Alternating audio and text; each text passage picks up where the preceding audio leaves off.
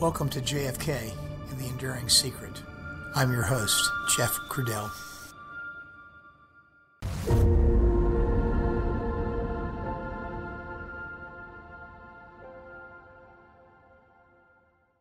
Hello, everyone, and welcome back to the podcast. Today's episode is episode 29, and it will be followed with simultaneous publication of episode 30, which is a continuation of the same topic. Sorry, everyone. I know I promised that episode 30 would be the beginning of the Grassy Knoll series, but there was still too much to cover related to the schoolbook depository shots. So, episode 31 is now where we will commence covering the Grassy Knoll and the general idea that other shots came from locations other than the schoolbook depository. So, back to where we are now in the series. Over these next two episodes, 29 and 30, we'll explore the remaining few witnesses in Dealey Plaza that saw a gunman in the window of the depository. Today, in episode 29, we cover Amos Lee Ewens, and in episode 30, we'll cover James Worrell and Ronald Fisher and Robert Edwin Edwards, and also the inmates at the jail. So, without further ado, let's listen to episode 29.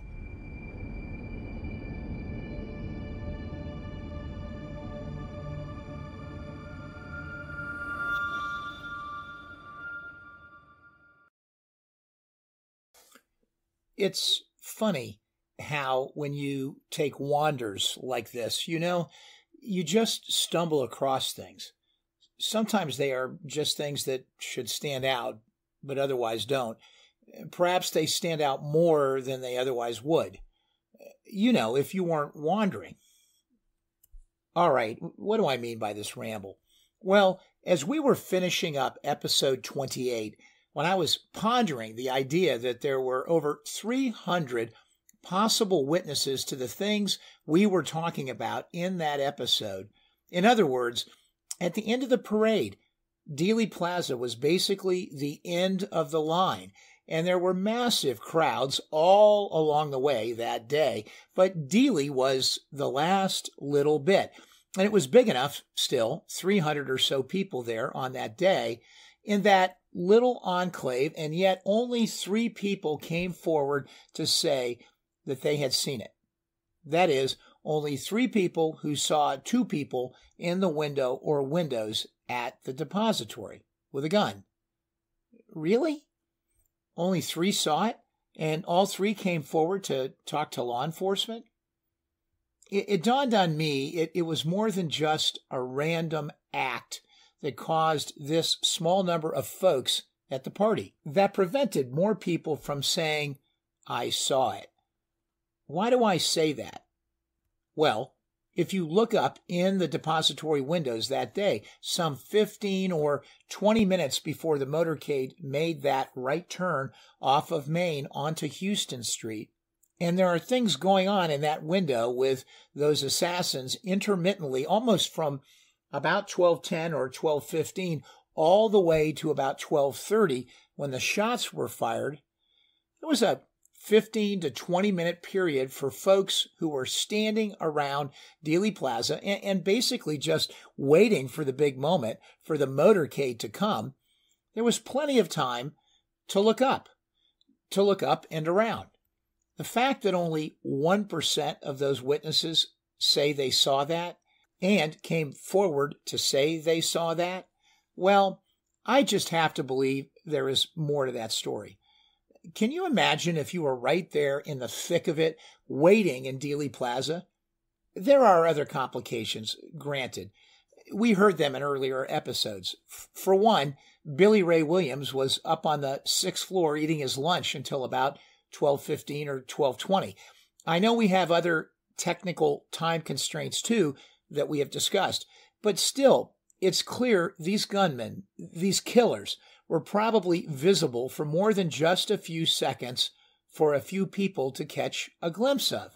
Whoever it was that was up in those windows displayed an almost casual handling of the situation, and certainly an amazingly cavalier one.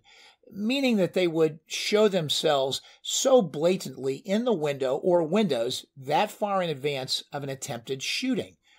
And again, to drive it home, that very fact to me, well, it also suggests that they were probably visible on more than just the occasions that those few witnesses say they saw them in advance. My point in all of this is that the terror of this event affected everyone, both those that saw it and came forward, and everyone else too, especially those who saw something and did not come forward. The enormity of this event and the terror and trauma it brought were evident from the start, and that affects witnesses too. You will hear from Charles Brem. I've added him now. Mr. Brem was a ranger in the U.S. Army, a man who helped his country win the war during World War II, and he helped America liberate Europe. Rangers generally did some pretty dangerous stuff. I'm sure he knew what the most dangerous of circumstances felt like. I am sure he had experiences with bullets flying all around, experiences that he hoped he would never see again when he returned to civilian life.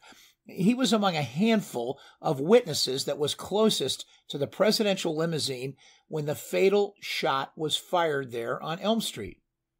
But afterward, he was there with his young son, and you could hear the trembling in his voice during the interview which took place at the TV station shortly after the assassination that afternoon. The trembling of his voice, really, you could hear the terror in his voice and the horror of what had happened. They were quite apparent to him and to the audience that day that got a chance to live that moment with him. Maybe, in some ways, as a man who had likely experienced those things already in life, and to a greater degree than most ever will, well, he just knew the real danger that existed, and especially the thought of being so close to it. And, in a paternal sense, the thought of having his young son be so close to it as well. I can understand that feeling. Now, for him, though, this time, it was not another soldier beside him in the fight. It was actually his son that was in harm's way. That is a measure of fright that is hard to put into words for a father. And at the same time, and during that last episode, episode 28, I saw how calm and collected an 18-year-old could be. Arnold Roland was just that. Too young, maybe, to totally understand the awesome implications of it all. Yet, with enough personal grit and grounding, he withstood the process. His world up to that point, whatever it consisted of, helped him to do just that. At the tender age of 18, he had experienced his own season of readiness. I would say, before that fateful day, that undoubtedly that season must have been enough, at least to withstand the aftermath of what he himself was to go through as a witness. And so, as we prepare to address a small number of remaining witnesses that I want to introduce to you in episode 29 and again in episode 30, that is, before we pivot to a meatier set of subjects in episode 31, the subjects of the grassy knoll and shots from another place, well, I realized how difficult it must have been for one of today's witnesses in particular. And I want to comment before we tell his story. If there ever was a witness who had a legitimate reason to be scared to death about saying something, well, just based on the historical context of the times, particularly if what he had to say was explosive, Amos Lee Ewens might be the character we would pick in this play to play that role. I don't know if Amos really had something, really anything more explosive to say than what is already in the official record, but I couldn't help but wonder about it when I wandered through his testimony and through the related FBI statements associated with their interviews of young Amos Lee Ewens. When reading the official documents, it came across as a conversation typical in the context of its time. Lots of yes sirs and no sirs. The very mindful and respectful responses you might expect from a 15-year-old in 1963. There is enough naivete present to begin with when it comes to a 15-year-old witness to a murder, as I say, certainly evident in the conversations. Perhaps the authorities didn't expect much from him as a witness, and perhaps this is where they took some editorial discretion regarding his statements and to accommodate the authorities' desire to have all points of light point to Oswald. Really, in some ways, taking advantage of a young African-American youth to do so. Or, as an alternative theory, it may have represented simply the frightened mind of this young African-American boy, really not a man yet, in the Deep South in 1963, having seen something so explosive that even he knew that saying less would be best.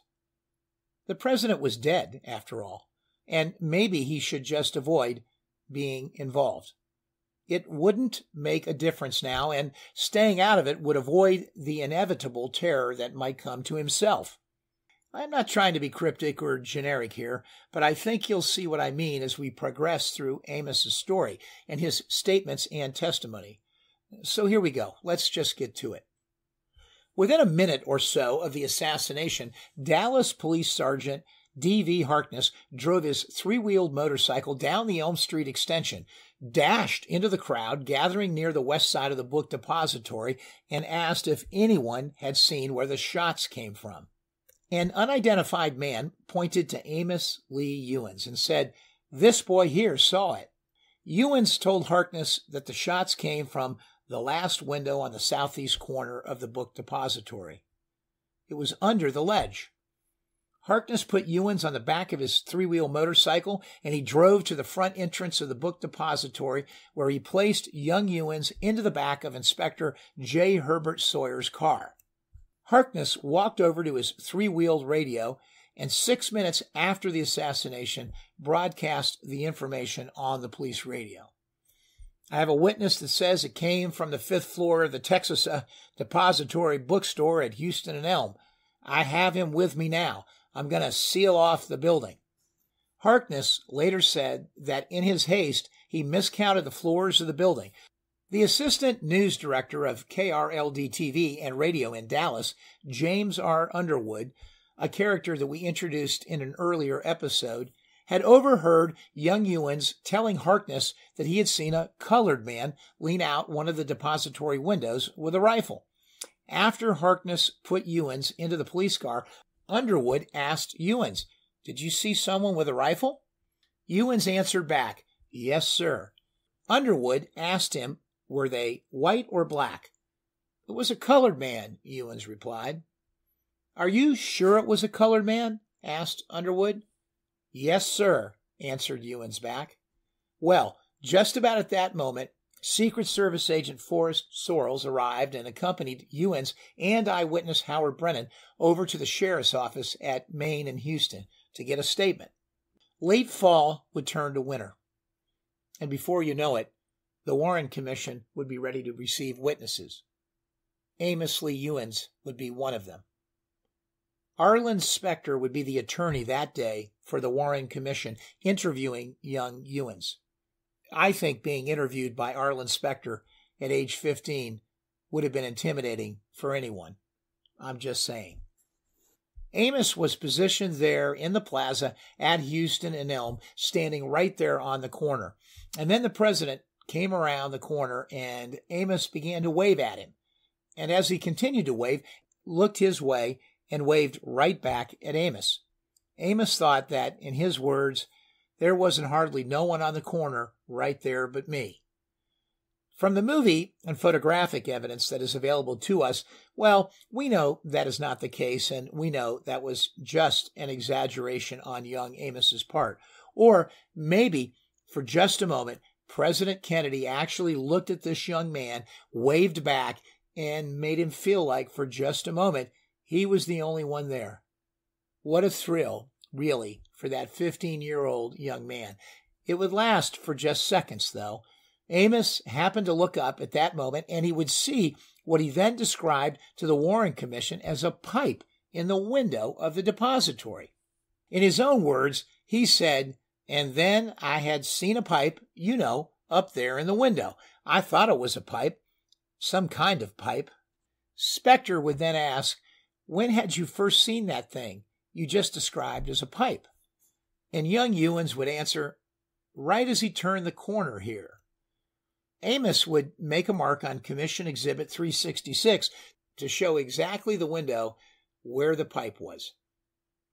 Amos would go on to describe what happened next in his own words. He would say, "Then I was standing here, and as the motorcade turned the corner, I was facing, looking dead at the building, and so I seen this pipe thing sticking out the window. I wasn't paying too much attention to it. Then, when the first shot was fired, I started looking around, thinking it was a backfire. Everybody else started looking around. Then I looked up at the window, and he shot again. So, this fountain bench here, right around here. Well, anyway, there was a little fountain right here. I got behind this little fountain, and then he shot again. So after he shot again, he just started looking down this, Spector would then interrupt and asked, "Who started looking down that way?" Amos would continue. He said, "The man in the window. I could see his hand, and I could see his other hand on the trigger, and one hand was on the barrel thing." He would go on to explain that as the second shot occurred, Amos was still looking up. He would say, "I was looking where the barrel was sticking out." He would also tell the commission that he believed there were 4 shots to be exact. Amos would describe his movement from an unguarded position on the street to a retreat behind a structure at the corner of Houston and Elm, but presumably still in the clear view of the depository window. He would further mark Commission Exhibit 366 to document those positions and movements. He would, in the same testimony, clarify the point about his movements to safety and say, "And then, as I looked up there, he fired another shot, as I was looking. So I got behind this fountain thing right in there at this point." Amos would tell us more. In his own words, he would say, "After he shot the first 2 times, I was just standing back here. And then after he shot again, he pulled the gun back in the window. And then all the police ran back over here in the track vicinity," referring to the railroad tracks.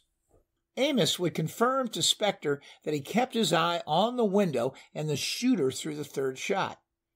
As you might expect, Spector didn't ask any questions about where young Amos's eyes were through the 4th shot. Imagine that. No more interview or discussion of a 4th shot by Arlen Spector, the inventor of the single bullet theory, that needed only 3 bullets to complete the file and make his theory work. I'm just saying. Amos went on to give the sparse level of details that he could about the identification of the individual in the window.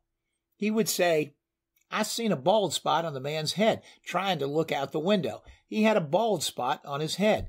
I was looking at the bald spot. I could see his hand, the rifle laying across in his hand, and I could see his hand sticking out on the trigger part. And after he got through, he just pulled it back in the window." Amos would confirm that he saw the shooter pull the rifle back into the window. At this point, Amos, like so many, decided to follow the crowd. His eyes would turn away from the scene in the 6th floor window, and he began to run toward the tracks. Shortly, though, before he got too far, he would identify an older policeman and run over to him and tell the policeman that he had seen the shots. That is when Amos got his famous 3-wheel motorcycle ride back up to the front of the depository building. He would watch as the policeman called up more cars, and Amos would describe as quickly getting around the building. He would describe what he believed to be a lot of policemen emerging from the tracks and heading toward the depository. His exact approximation of the number of officers was 14 or more something like that, a very nice round number. He didn't know or catch the names of any of the policemen. As Amos was waiting there, he listened to the conversations that were going on between the policemen and other persons. What happened next is important, so listen closely. Amos would overhear a man coming to tell the policeman that he had seen a man run out the back. In other words, running out the back of the depository. Spector would press him, asking whether he knew who the man was that made that statement to the policeman. Ewens respectfully said, "No, sir," but he did go on to elaborate that he was a construction man working back there. What gets more curious is that the same bald spot that Amos independently witnessed just a few seconds before would now be repeated by this same man talking to the policeman. Well, that's what Amos said anyway. This same man that was describing the man that ran out the back of the schoolbook depository. Amos would overhear this man tell the policeman that the man who ran out the back had a kind of bald spot on his head. As you might expect, the questioning about this conversation just stopped there. Spector asked no more about it. There was absolutely no more questions asked by Spector on that topic, and no more testimony offered by the young Ewens. Spector skillfully pivoted away from that topic, asking a mundane question about the next part of his journey over to the county jail to have his statement taken. And then they pivoted back into a discussion about what the gun looked like after hearing it described as a pipe.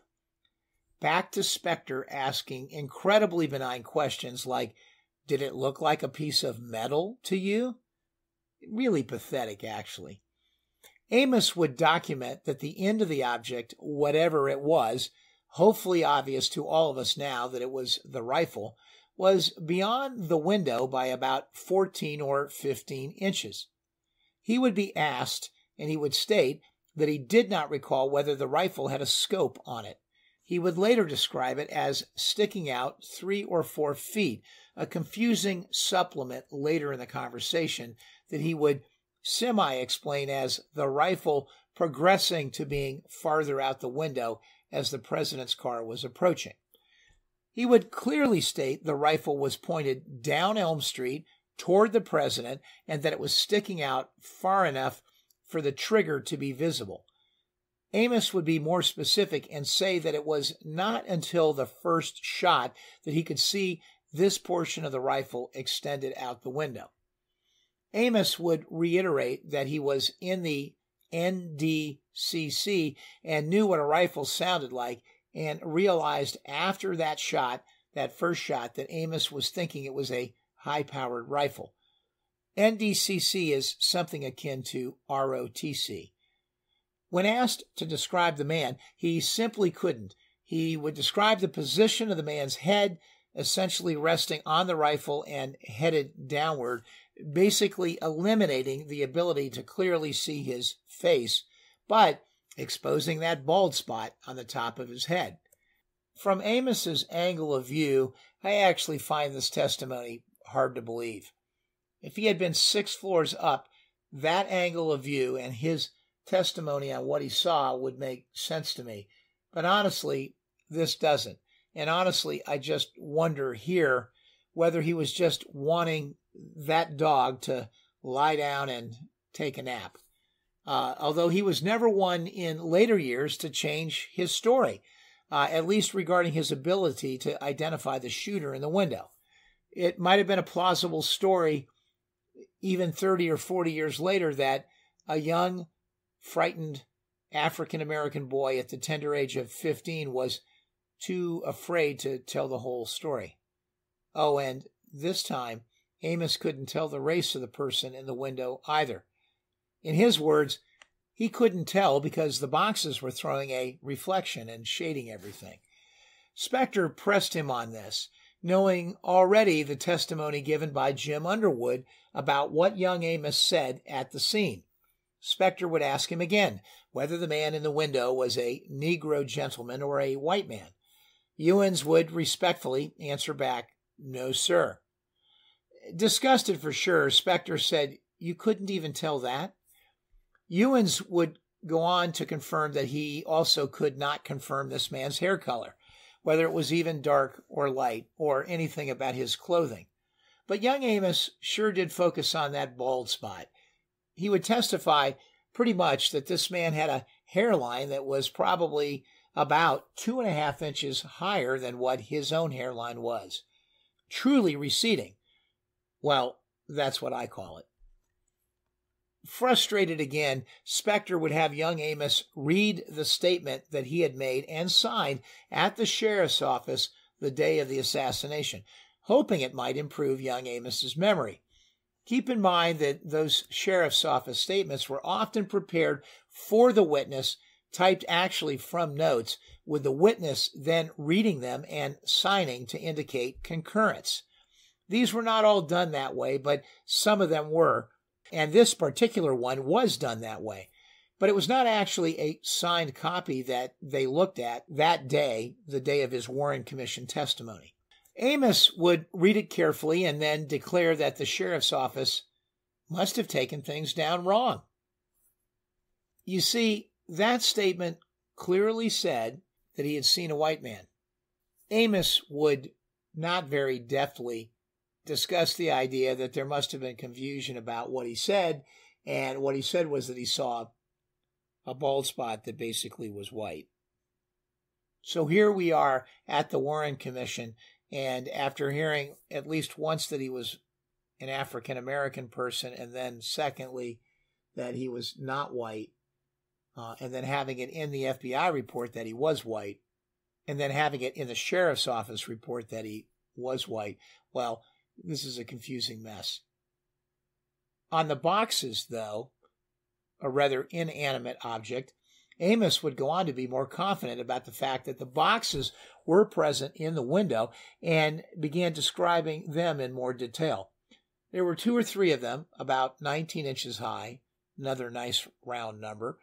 He would also confirm rather confidently that the windows in the other double window immediately to the left of the shooter's nest window were not open. He was questioned about where the shots came from as well, the noise of the shots, that is. He, like others, probably in the witness pool, were influenced by the fact that everyone began running toward the railroad yard. He even would go as far as to say that he really didn't even think the sound, at least initially, had come from the rifle in the window, because at first he just thought it was a pipe up there. But by the second shot, he was clear that the rifle he saw up above was where the gun sound was coming from. I know all that's confusing. How were people running by the first shot? Well, the truth is they weren't, but the flow of the conversation is such that I think the real intent of his testimony was simple. At first, he didn't put 2 and 2 together, but after thinking about it, he had concluded that after actually seeing the second shot, he knew it came from there, up in the depository window. Spector would ask a few more simple housekeeping questions, and Ewens would get those wrong too. Spector asked whether he had been interviewed by the FBI more than once, and he said no. In fact, he had been interviewed twice by the FBI, once on November 29th, a week after the assassination, and again then about 2 weeks later on December 14th. You can't cut it any other way. This witness had valuable testimony that was compromised in some way, perhaps a combination of ways, and not the least of which was his own personal challenges in choice of words and ability to communicate clearly. Look, he was a 15-year-old boy, so cut him some slack for that. But that wasn't all that was going on here. Unfortunately, in the end, it impugned to some extent his credibility as a witness at that moment. That was a loss in the quest to find the truth.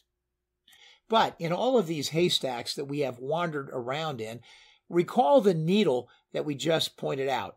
A witness identified and articulated to a policeman that someone had run out of the back of the depository building. Keep that top of mind over the next several episodes, and we'll marry that up at just the right moment. And remember, there was the curious identification provided by that same witness of the bald spot, the same bald spot that young Amos saw. Well, was that just a coincidence or convenience? Convenience for Amos in his testimony. We don't know for sure, but just keep it in mind. One more thing about Amos. There is an interesting postscript to this that I need to mention. Amos had a camera in the Plaza that day, and whatever he was having trouble articulating, well, maybe he could have just let the camera speak for himself. It was a simple camera that he had brought that day to take some pictures, and in all the excitement, he ostensibly left it in the Plaza. But we know that he took at least a few pictures. Nobody knows what he took pictures of or where the camera finally made its way to. Another item of evidence lost that day. He was actually asked in another interview at a later date whether he took any pictures of those windows, and particularly if any shots were taken that might contain a picture of the gunman. He didn't answer that question specifically, and the discussion moved on. Rather curiously, I might add. I would also like to point out the frailties of sworn testimony. The fact that he had a camera was never brought out in his Warren Commission testimony or any of the FBI or Sheriff's Office statements that preceded his commission testimony. The interviewers are skilled, but they are not mind readers. When they ask open-ended questions like, "Is there anything else you would like to tell us?" Well, that is the fill-in-the-blank portion of the test. That is where things like this should have come up. In all reality, that is a standard question all of these commission lawyers should have asked each witness in the Plaza that day. Did you have a camera, and did you take any photos or movies? But they never incorporated that into the routine. Instead, they asked how good people's eyesight was. Geez. Really? I guess relevant, but I'm just saying. Really, the whole series of testimony for young Amos Lee Ewens was a roller coaster. At the scene itself, Amos stated to Jim Underwood that the man shooting was a colored man. By the time he was through with his sheriff's office affidavit later that afternoon on the 22nd, just a few hours later, it was clearly stated in the affidavit that this man was a white man who was taking the shots. By the time November 29th rolled around and he had his first FBI interview, you see, at that point, Amos couldn't tell anything about the man, including his race. 2 weeks later, on December 14th, at his second FBI interview, he began to remember a little bit more about the man in the window, identifying the bald spot on the man's head for the first time, but again, verifying that it was a white man because his hand extended outside of the window. Then, in March, he meets with the Warren Commission, and his testimony there, as you just heard, well, he would not even verify that it was a white man or any other skin color. One thing that was consistent throughout the testimony was that he could not identify the individual. As to the gun, well, that's interesting too. Let's also rewind the tape on that one all the way back to November 22nd as well, and start there. In the sheriff's office affidavit on the 22nd, he would identify the sound as that of a rifle, from the sound that you could tell that it was a rifle or it sounded like an automatic rifle, the way the gunman was shooting. And he did see a little bit of the barrel and some of the trigger housing. Now, fast forward to November 29th, the date of his first FBI interview, and at that time, he was more confident that, in fact, it was a rifle because he had heard the shots that were fired. But then, mysteriously, in the second FBI interview on December 14th, the gun reverts back to a metal rod and appears initially now at a time frame that is prior to the presidential motorcade arriving.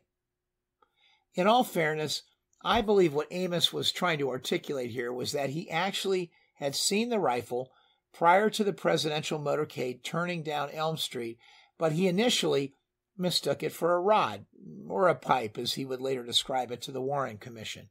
And once he heard what he thought was a backfire and looked up again, that's when he noticed a rifle, and not a pipe, in the depository window, viewing the second and the third shots. Not well articulated, Amos, and with some inconsistency, but I think it is safe to conclude that was the meaning contained in his testimony. Oh, and in the December 14th testimony, the bald spot that this man apparently had shows up for the first time, basically as the only distinguishing feature about the man that Amos would offer up. By the time we got to the Warren Commission, well, you heard relevant comments from Amos on what he said there about all those topics. I would just say the rod became a pipe. But you get the picture, as we're splitting hairs now. He really was a bit of a mess as a witness. But clearly, at the end of the day, and in the bigger picture, he looked up and saw shots being fired out of that window on the 6th floor at the presidential motorcade. Regardless of everything else, that was significant, and he clearly identified, in some ways better than most of the other witnesses, the floor and the window that the shots came from.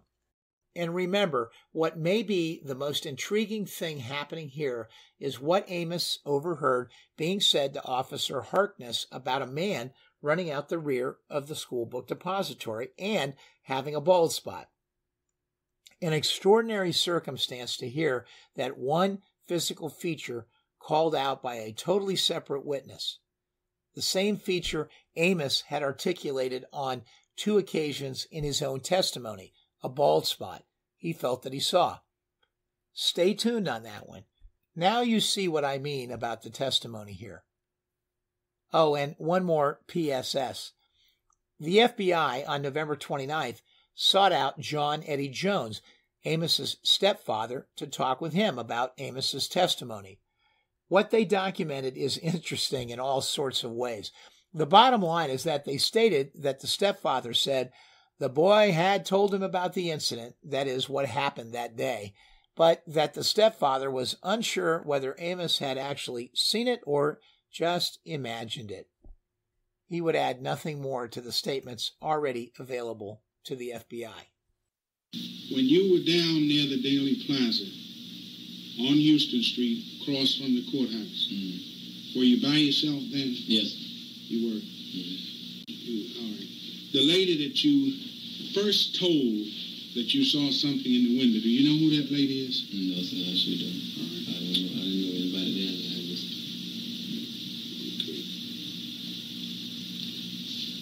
Okay. Did you have a camera at the time? Yeah, but I don't remember what happened to it. Did you take any pictures? I took some pictures, but I don't remember what happened to my camera. Did you take pictures of the shooting, or you took pictures of... I took pictures of everything I could get a shot of. At that time? But I don't remember. I don't remember what happened. Did you take pictures of the man in the window? I took pictures of the building and what have you, you know. But I just can't remember what happened. All right. Ewing, let me ask you. Did you have your camera when you got on the motor? No. You didn't have it when you got on the motor? I either left it behind the brick thing or in the pond. You know, there's a little water pond there. Right. It's either in the pond or on the brick deal, what I hid behind it. Because I didn't carry it with me. But you had it before the shooting started. And when did you start taking pictures? Well, after I had gotten over there, we taking one or two, small shots. You know how you do. And I just taking a few shots, but to me it wasn't nothing important. Just buildings and whatnot. Because I really couldn't get a good shot at what I really wanted. I wanted to take a picture of the, motor cars and whatnot. But you really couldn't do, very much with it. But I don't remember what happened to it. What kind of camera did you have? Oh, it was just a little cheap camera. It wasn't no real big thing. It was just, maybe when the shooting started, about $8 or $9, When the shooting started, you started taking pictures? No, when the shooting started, I had hid. When I lost the camera or whatever. Right. I left it or whatever. Now, you said that You don't recall. You did give a statement. Yes, sir. Right. Now, here, I have a copy from the Sheriff's Department, County of Dallas.